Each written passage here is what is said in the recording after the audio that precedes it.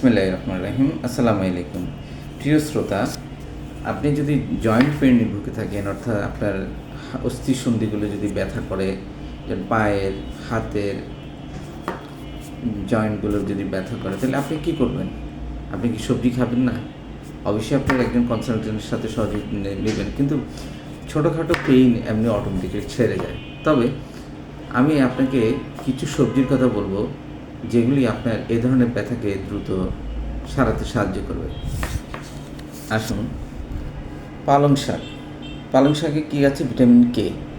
গবেষণা দেখা যাচ্ছে যে ভিটামিন কে জয়েন্ট পেইন সারাতে সাহায্য করে। অ্যান্টিঅক্সিডেন্ট।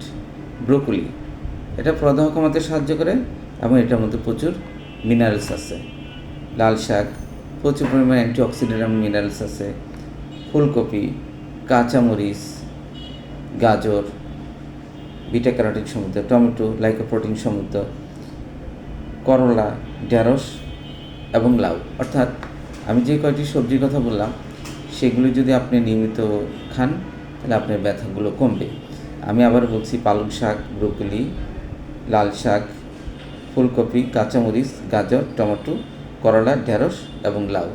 আশা করি আপনি বুঝতে পারছেন। যদি আপনার এই ধরনের জয়েন্ট পেনের মতো স্বাস্থ্য সমস্যা থাকে, তাহলে প্রতিদিন 200 গ্রাম থেকে প্রায় 350-400 গ্রাম পর্যন্ত আপনি এগুলি সবজি খাবেন নিয়মিত। ধন্যবাদ। আসসালামু আলাইকুম।